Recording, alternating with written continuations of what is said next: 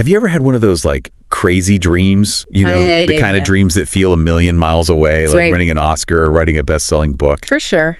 It's funny though, because remember Lady Gaga back when she was just Stefani Germanata? Yeah. Just like blending right into the New York scene. Then bam, she's this global icon. What changed? Right. Was it pure luck or is there something else going on? Like some hidden blueprint for success. Exactly. Interesting. So today we're going to like dive deep into the science of dreams, Love it. turning those impossible dreams into reality. The impossible possible. Yeah, and trust me, this might just change your whole perspective on what you're capable of. You think? Oh yeah, I really do. I'm excited to hear this. Me too. Okay, so it's fascinating how we often just chalk up extraordinary success to, talent or destiny. Right. But what if I told you that our brains are actually wired to achieve anything we set our minds to? Okay, now you've got my attention. I thought you might. Break it down for me. All right. What's the science behind making dreams a reality? All right, well, think about like elite athletes. Okay. They don't just show up at the Olympics and magically win, right? No way. They spend countless hours visualizing every single detail of their performance. Interesting. Every movement, the emotions, even like the roar of the crowd. Wow. And guess what? Right. This mental rehearsal actually activates the same neural pathways in their brains as if they were physically performing. No way. So it's like they're actually doing it. Yeah, it's like building muscle memory, but for your goals. That's incredible. Yeah. So if Olympic athletes can trick their brains into achieving gold, why can't we use this same strategy to unlock our dream lives? Exactly. Yeah. And it goes even deeper. Neuroscience shows that our brains can't even distinguish between a vividly imagined experience and a real one. Really? It's true. So the more we rehearse our dreams in our minds, the more our brains start believing it's already happened. And that belief translates into real-world action. It's how it works. This is blowing my mind. Yeah. It's like our brains are these incredible programmable machines just waiting for us to feed them the right instructions. That's a great way to put it. But here's the thing, though. What's that? We all know that even with the best intentions, sometimes we sabotage ourselves. It's true. Like, why do we hit snooze on that early morning workout? Oh, yeah.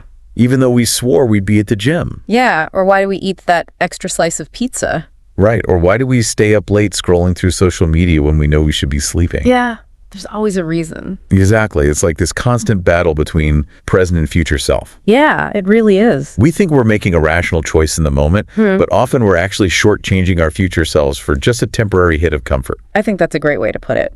And here's where it gets really interesting. Oh, Research has shown that we tend to see our future selves as complete strangers. wait, what? You're telling me I'm making decisions for someone I don't even know? Yeah, kind of. How does that even work? Well, when we view our future selves as this like distant unknown entity, it's easier to justify those choices that prioritize immediate gratification over long-term goals. That makes sense. Yeah, it's like we're betraying a stranger, not ourselves. So it's less personal. Exactly. It's almost comical if it wasn't so detrimental to our progress. Okay, that is kind of hilarious and depressing at the same time. It's true. But hold on, if we're so disconnected from our future selves, how do we bridge that gap? That's the million-dollar question. Right, how do we start making choices that align with the person we want to become? Well, the key is to develop an emotional connection to our future selves. Okay. So imagine that future you, Right. the one who's achieved those wild dreams. Mm-hmm. What are they feeling? Like, how are they feeling? Yeah, what are they grateful for? Interesting. Tap into that emotion and let it guide your decisions today. Okay. It's like investing in a close friend. That's a really cool way to think about it. Yeah. I like that a lot. All right, good. This is powerful stuff. It is. But let's get real for a second. Okay. We're bombarded with messages that failure is bad, Oh, yeah. that it means we're not good enough. Constantly. It can be paralyzing, you know? For sure. How do we overcome that fear and actually use failure to our advantage? Well, here's a controversial thought. Okay, I'm listening. What if failure isn't the enemy we've been led to believe? Well, What if it's actually the secret ingredient to success? Think about it. okay. Those who achieve greatness, they haven't magically avoided setbacks. True. They've stumbled, they've fallen, they've probably face-planted spectacularly a few times. And gotten back up. Exactly. So you're saying that failure is inevitable, But it's how we respond to those setbacks that determines our ultimate success. Exactly. I like that. So failure is just part of the process. It's not the end. Yeah. It's part of the journey. Okay, so the key is to reframe failure as feedback. Each setback, each micro failure, I like that term. it's an opportunity to learn, adjust course, and come back stronger. Absolutely. Think of it as gathering valuable data points on your path to success. That's a great way to put it. I love that. I'm glad you like it. Reframing failure as data collection is a total game changer. It is. But here's the thing, though. What's up? Even with this newfound perspective, those big, ambitious goals can still feel so overwhelming. They can. Why is starting often the hardest part? It all boils down to brain chemistry, Okay, specifically a neurotransmitter called dopamine. dopamine. It's like the feel-good currency of our brains. So it's released when we experience pleasure or achieve a reward. Yeah, and here's the kicker. What? Our brains crave instant gratification. So those big long-term goals, they don't offer that immediate dopamine rush. Nope, it takes time. So our brains are wired for instant gratification, but those big dreams require delayed gratification, which explains why we often procrastinate or get sidetracked by those quick dopamine hits. That's one of the big reasons, yeah. Like those little distractions that seem so much more appealing in the moment. Totally, like we're wired to choose the cupcake over the marathon medal. But here's the question. Okay. How do we hack the system? Well, instead of focusing on that one massive distant goal, Okay. break it down into smaller, achievable milestones. So it's about celebrating those small wins along the way. Exactly. Each small win triggers a dopamine release, And that keeps us motivated. and it builds momentum. It's like creating a positive feedback loop where each step forward fuels the next. Precisely. Okay, I'm getting this. But let's throw in a curveball. I like curveballs. How much of our success is actually determined by our environment? Well, that's a good one. I mean, we can't always control our circumstances, right? True, but that's a brilliant question. Thanks. And it might surprise you to learn that our environment plays a far greater role in shaping our outcomes than we realize. I can see that. Think about it. Okay. If you're constantly surrounded by negativity, clutter, or distractions, it's going to be an uphill battle to stay focused and motivated. Like swimming upstream. It's like trying to run a marathon in quicksand. Okay, that's a good one. It's not going to be easy. Hold on. Are you saying that our physical space, the people we surround ourselves with, even the information we consume, can actually influence our ability to achieve our goals? Absolutely. Wow. Research shows that our environment has a stronger impact on our success than willpower alone.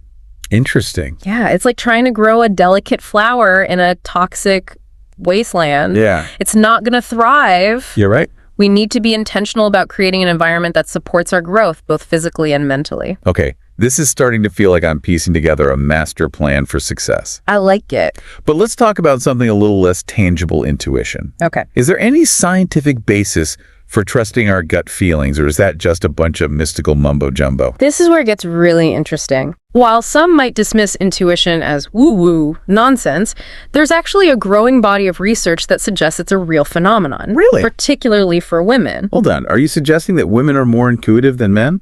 It's not about being better or worse. Okay. Studies have shown that women tend to have stronger neural connections between the analytical and intuitive parts of their brains. Fascinating. Yeah, and this enhanced connectivity allows them to process information from both a logical and an emotional perspective, Interesting. which can lead to those aha moments or gut feelings that often turn out to be spot on. So those times when we just know something is right or wrong, even if we can't explain it logically, that's our intuition talking. Precisely. It's like having an internal compass that's guiding us towards the best path, even when we don't have all the information. Yeah, it's like a superpower.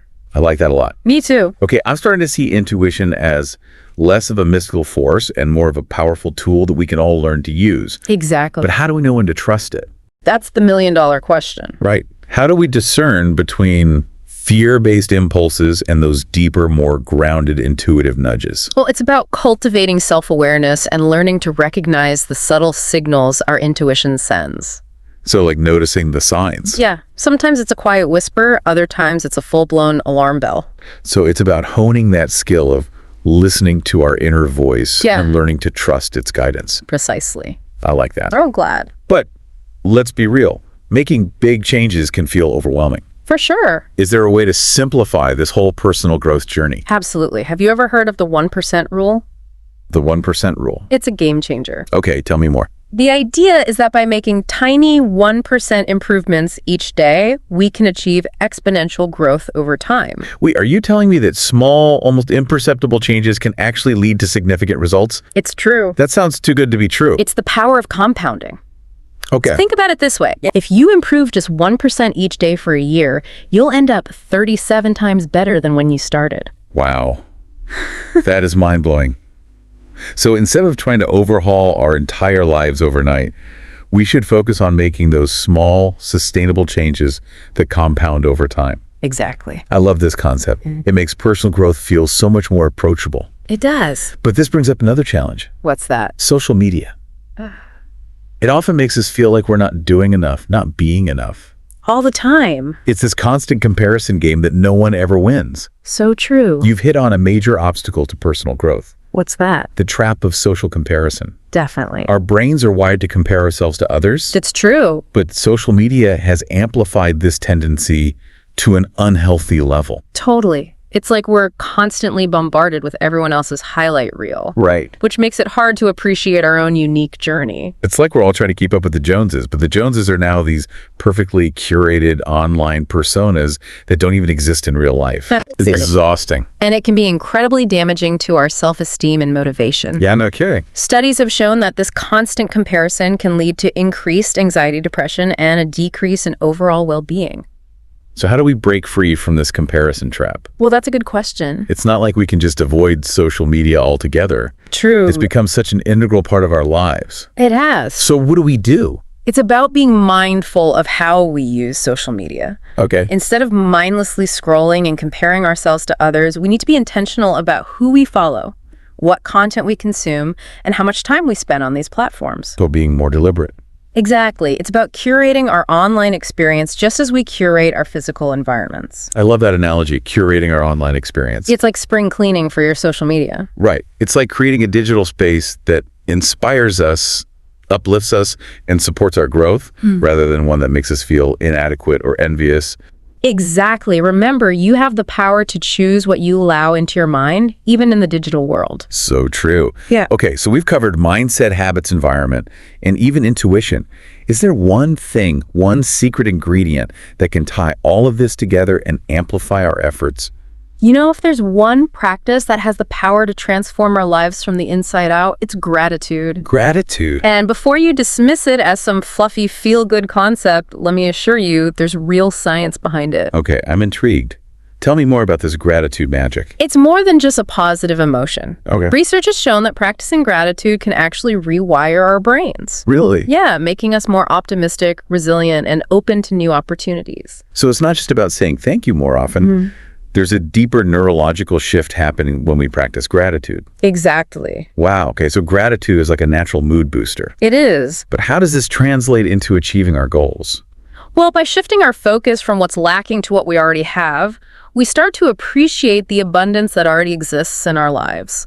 Okay. And this shift in perspective can have a profound impact on our motivation, creativity, and overall well-being. So we're attracting good things by focusing on the good things. It's like we're priming our minds to attract more good things into our lives. This is making me think about all those times I focused on what's wrong instead of what's right, what I don't have instead of what I do have. We all do it. It's like I've been training my brain to see the world through a lens of scarcity instead of abundance. It's a common pattern, but it's one that we can change. So how do we do that? And the simplest, most effective way to start is by practicing gratitude. Like how? Even just taking a few minutes each day to write down 3 things you're grateful for can have a profound impact on your mindset and your life. Okay, I can do that.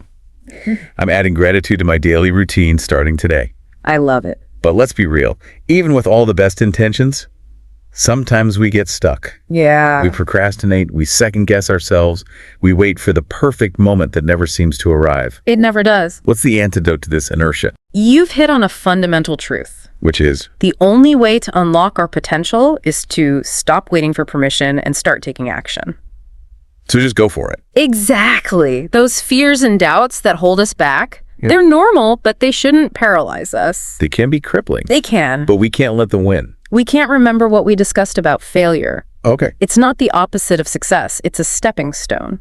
So instead of letting fear dictate our decisions, We need to embrace the discomfort of growth and just take that first step, even if it's messy or imperfect. Exactly. Action is the antidote to fear. I love that. The more we act, the more confident we become, and the more likely we are to break through those self-imposed limitations. It's not about waiting for the stars to align, but about creating our own opportunities. That's it. I love that. It's so empowering. But let's break this down into practical steps. Sounds good. What's one action our listeners can take right now to start moving towards their dream lives? Here's a simple yet powerful exercise. Take a few minutes to write down 3 specific actions you can take this week to move closer to one of your goals. Okay. Not just vague intentions, but concrete, actionable steps. So instead of saying, I want to write a book, I would write down, I will spend 30 minutes each day for the next week outlining my book idea. Exactly. Make them specific, measurable, and achievable. Okay. And by putting those actions in writing, you're making a commitment to yourself and you're setting the wheels in motion. This is amazing. I feel like I've gained a whole new perspective on how to approach my goals. I'm thrilled to hear that. Remember, the power to unlock your dream life lies within you. Start small, act now, and trust the journey. So to recap what we've learned so far, our brains are incredibly malleable and we can train them for success through visualization and mental rehearsal. We can. We've also learned that embracing those micro-failures as valuable feedback is crucial for growth, and that small, consistent habits, like those 1% improvements, can compound over time to create massive transformations. That's right. Don't forget the importance of curating a supportive environment, both physically and digitally, and tapping into that powerful, intuitive wisdom we all possess. It's all connected. And above all, practice gratitude. Definitely. It's the secret sauce that can transform your perspective and make you more receptive to the abundance that surrounds you. Couldn't have said it better myself. This has been an amazing deep dive. It has. We've covered so much ground, We have. but I know there's still so much more to explore. There's always more to learn. The journey of personal growth is a lifelong adventure. And speaking of adventure, we have a few more practical tips to share with you before we wrap up this episode. Can't wait to hear them. We'll be right back with more actionable strategies to help you unlock your dream life. Stay tuned. Okay, I'm excited. All right, so let's jump back into those practical strategies for making those dreams a reality. Remember, we were talking about taking action, and I challenged you to write down 3 concrete steps you can take this week to move closer to one of your goals. Yes, and I hope our listeners took a moment to actually do that. There's something powerful about getting those ideas out of our heads and onto paper. Yeah. It's like we're making a contract with ourselves, a promise to take action. Absolutely. It's about shifting from vague intentions to concrete commitments. And speaking of commitments, one of the most effective ways to stay focused on those goals is to create a visual representation of them. The visual representation, like a vision board. Exactly. But it doesn't have to be like a Pinterest-worthy masterpiece. Okay. It could be a simple chart, a mind map, or even just a collection of images that represent your desired outcomes. The key is to create something that you can look at daily as a reminder of what you're working towards. It's like creating a visual roadmap for your dreams. I love that. It's about bringing those dreams to life, making them tangible, something we can see and interact with. But what about those times when we hit a roadblock? When we feel like giving up?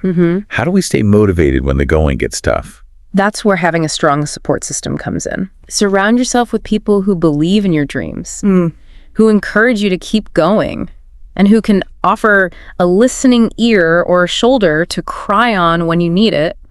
Because let's face it, the journey to achieving those big dreams isn't always smooth sailing. So it's not just about what we do, but also about who we have in our corner, those people who lift us up and remind us why we started in the first place. Precisely. Having a tribe of like-minded individuals who understand your journey can make all the difference. I'd see that. They can provide accountability, inspiration, and a sense of belonging that can fuel your motivation when you're feeling depleted. Yeah. Think of it like this. You wouldn't climb Mount Everest without a team, would you? That's such a great point. We need that support, that encouragement to help us navigate those challenging terrains. But even with the best support system, there are going to be moments when we doubt ourselves. For sure. When we question whether we're capable of achieving those big dreams. How do we deal with those inner critics?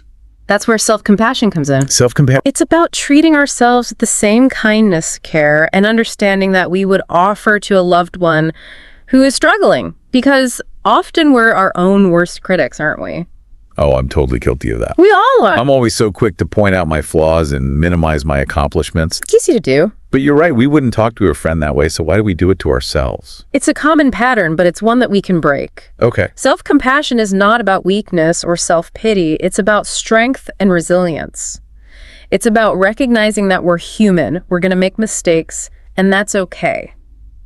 It's about offering ourselves grace and understanding, especially when we need it most. This is making me realize that achieving our dreams isn't just about strategies and techniques. It's also about cultivating a healthy relationship with ourselves. It's about the whole package. Right. It's about believing in ourselves even when we mess up or fall short. Exactly. And it's about celebrating those wins no matter how small. Yes. Because each step forward, each milestone we achieve deserves to be acknowledged and celebrated. Those wins, big or small, are proof that we're capable of making progress, of moving towards our goals. I love that celebrating those wins is like giving ourselves a pat on the back, a reminder that we're on the right track, that we're making progress.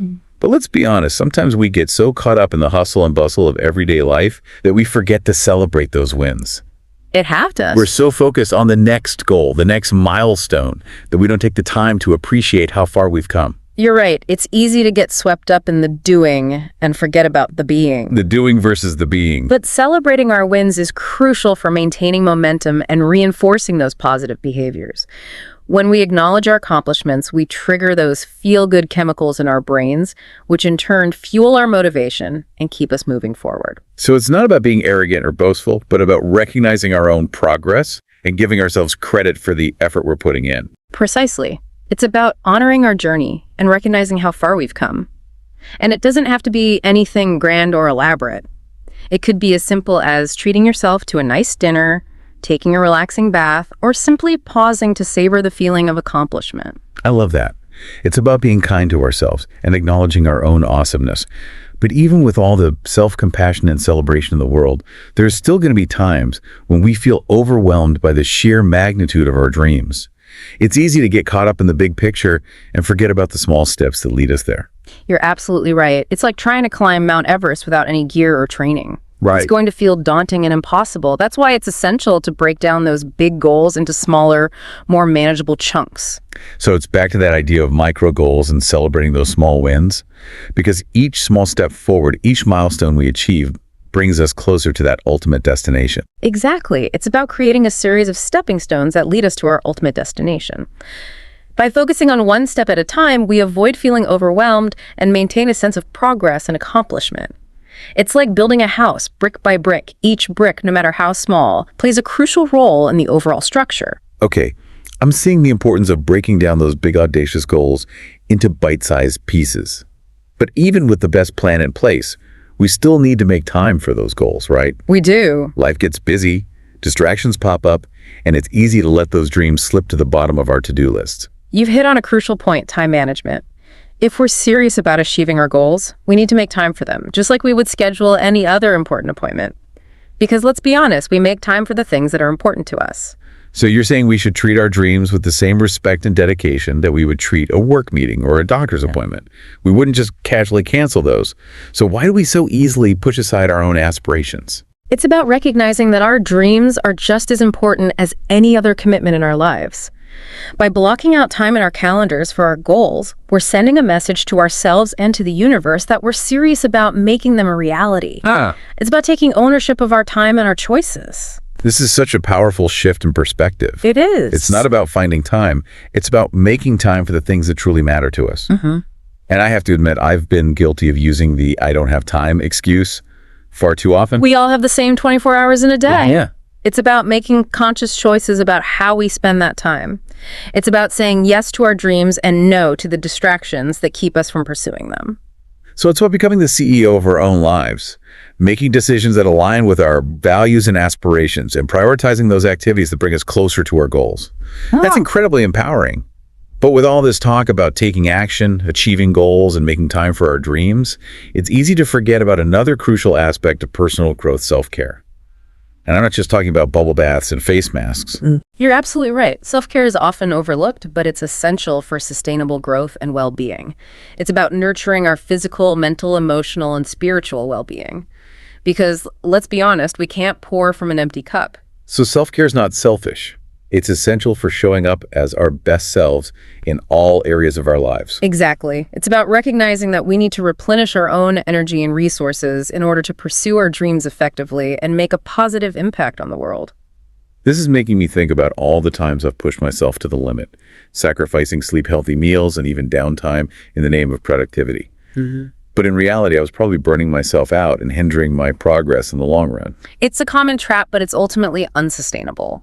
When we neglect our own needs, we burn out, we become resentful, and we're less likely to achieve our goals in a way that feels fulfilling and joyful. So how do we incorporate self-care into our already busy lives? It's easy to say take care of yourself, but it's harder to actually do it when we're juggling a million responsibilities. It starts with recognizing that self-care is not a luxury, it's a necessity. And it doesn't have to be time-consuming or expensive. It's about making small, conscious choices throughout the day that nourish your mind, body, and soul. So it's about finding those activities that fill our cups and make us feel alive. Yeah. Whether it's taking a walk in nature, listening to our favorite music, spending time with loved ones, or simply taking a few minutes to breathe deeply and connect with ourselves. Exactly. And it's about making those activities a non-negotiable part of our daily or weekly routines. Just like we schedule time for work and other commitments, we need to schedule time for self-care. I love that. It's about prioritizing our well-being, not just our to-do list. And this brings up another important point, sleep. We often sacrifice sleep when we're stressed or busy, but it's essential for our physical and mental health, right? You're absolutely right. Sleep is crucial for our cognitive function, emotional regulation, and overall well-being. When we're sleep deprived, we're less productive, less creative, and more prone to making poor decisions. It's like trying to drive a car with a flat tire. You're not going to get very far. So getting enough sleep is not a luxury.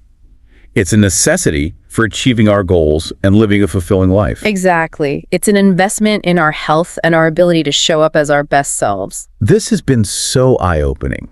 I'm starting to realize that achieving our dreams isn't just about hustling and grinding. It's about taking care of ourselves, nurturing our well-being, and creating a life that feels balanced and sustainable. Exactly. It's about creating a life that we love, not just a to-do list that we're constantly trying to conquer. Okay, so we've covered a lot of ground today, from mindset and motivation to time management and self-care. I think our listeners are ready for those final practical tips to help them unlock their dream lives. Let's do it. I've put together a list of 10 actionable strategies that you can start implementing today to propel yourself towards those goals. Wait, before you dive into the list, I just want to emphasize that these tips are not meant to be overwhelming. Pick one or two that resonate with you and start there. Remember, small steps, consistency, and self-compassion are key. That's great advice. Personal growth is not about perfection, it's about progress.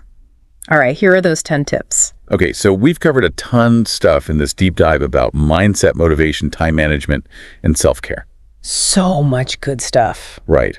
But I'm wondering, What's that? what about those times when, life throws us a curveball, Oh, yeah. Like those unexpected challenges that kind of knock us off course and make us question everything? For sure. How do we navigate those storms and come out stronger on the other side? That's where resilience comes in. It's that inner strength that allows us to bounce back from adversity, to learn from our setbacks, and to keep moving forward even when it feels impossible. Okay, so resilience is like our inner shock absorber, helping us navigate those bumpy roads of life. That's a great way to put it. I like that.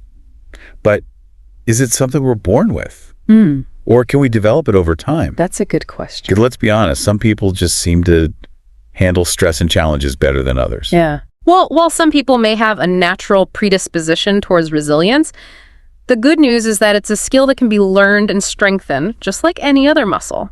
So we can build our resilience muscles. Exactly. Okay, I love that analogy. It's all about training our minds and bodies to adapt, to flex, and to bounce back from those inevitable challenges. So where do we start? That's the key question. Right. What are some practical ways to build that inner strength and become more resilient in the face of adversity? Well, one of the most powerful tools for building resilience is mindfulness. Mindfulness. And before you roll your eyes and think, oh, here we go with the meditation stuff again, let me assure you, mindfulness is much more than just sitting on a cushion and chanting Om. Okay, I'm listening. Demystify mindfulness for me.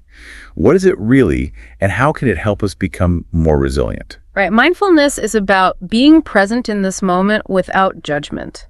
It's about paying attention to our thoughts, feelings, and sensations without getting carried away by them. Okay. It's like becoming an observer of our own internal experience. Interesting. Noticing those thoughts and emotions as they arise without getting caught up in the story or drama. So it's about developing a sense of awareness of being in tune with ourselves. Exactly. But how does that translate into being more resilient? When we're mindful, we create space between a stimulus and our response. Okay. Instead of reacting impulsively to challenging situations, we're able to pause, take a breath, and choose a more skillful response.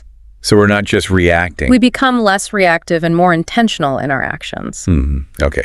I see how that could be incredibly helpful in navigating those difficult situations. It can? It's like we're hitting the pause button on autopilot and taking back control of the wheel. Love that analogy. But what about those times when we're going through like a major life challenge? Yeah. Something that really shakes us to our core. How do we cope with those intense emotions Yeah. and find our way back to a place of peace and stability? That's where self-compassion comes in. It's about treating ourselves with the same kindness, care, and understanding that we would offer to a loved one who is struggling. Because, let's face it, we're often much harder on ourselves than we would ever be on anyone else. Oh, I'm totally guilty of that. I'm my own worst critic. I beat myself up over mistakes. I dwell on my shortcomings, and I rarely give myself credit for my accomplishments. But you're right, I would never talk to a friend that way. So why am I so quick to judge and criticize myself? It's a common pattern, but it's one that we can change. Self-compassion is not about weakness or self-pity. It's about strength and resilience. It's about recognizing that we're human. We're going to make mistakes, and that's okay. It's about offering ourselves grace and understanding, especially when we need it most. I think so many of us struggle with self-criticism and negative self-talk. We do. We forget to be kind to ourselves, to offer ourselves that same compassion that we would so readily give to others. It's true. And the truth is we can't be truly resilient without self-compassion, because when we're constantly beating ourselves up, we're depleting our energy and making it harder to bounce back from challenges. So self-compassion is like building a strong foundation for resilience. It's about creating a safe and supportive internal environment where we can heal, grow, and thrive even in the face of adversity. Exactly. It's about recognizing that we're worthy of love and kindness, even when we mess up or fall short. And that self-love, that self-acceptance is what allows us to rise above those challenges and become even stronger. This has been such an eye-opening conversation. I feel like I'm finally starting to understand what it truly means to be resilient. It's not about avoiding challenges or pretending that everything is always okay. It's about developing that inner strength, that unwavering belief in ourselves that allows us to navigate those storms and come out stronger on the other side. Beautifully said. And it's about remembering that resilience is not a destination. It's a journey. It's a process of continuous growth and evolution. There will be times when we stumble, when we fall, but it's in those moments that we have the opportunity to rise again, even stronger and wiser than before. I love that. And speaking of rising, I think it's time for us to wrap up this incredible deep dive into the world of personal growth and resilience. I agree. It's been a great conversation. But before we go, I want to hear your final thoughts on how we can create a life that is not only successful, but also fulfilling and meaningful. You know, in a world that often equates success with external achievements, it's easy to lose sight of what truly matters. True fulfillment comes from living a life that is aligned with our values, our passions, and our purpose. It's about creating a life that feels authentic and meaningful, a life that makes a positive impact on the world. So it's not just about what we do, but also about why we do it. It's about finding that sweet spot where our talents, interests, and values intersect and using those gifts to make a difference. Exactly. And it's about remembering that success is not a one-size-fits-all concept. What success looks like for you may be completely different from what it looks like for someone else. It's about defining success on your own terms and creating a life that feels authentic and fulfilling to you. This has been such an inspiring conversation. I feel like I've gained a whole new perspective on what it means to live a successful and fulfilling life. It's not just about achieving those external goals. It's about cultivating that inner strength, that resilience, and that unwavering belief in ourselves that allows us to overcome challenges, pursue our passions, and make a positive impact on the world.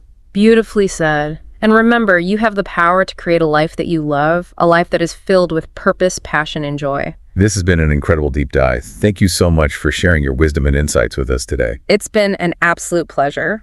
And to our amazing listeners, thank you for joining us on this journey of exploration and discovery. We hope you've been inspired to unlock your own potential and create a life that is truly extraordinary. Remember, you are capable of anything you set your mind to. Believe in yourself, trust the journey, and never stop growing. That's a wrap on this deep dive. Until next time, keep diving deep and keep reaching for those stars.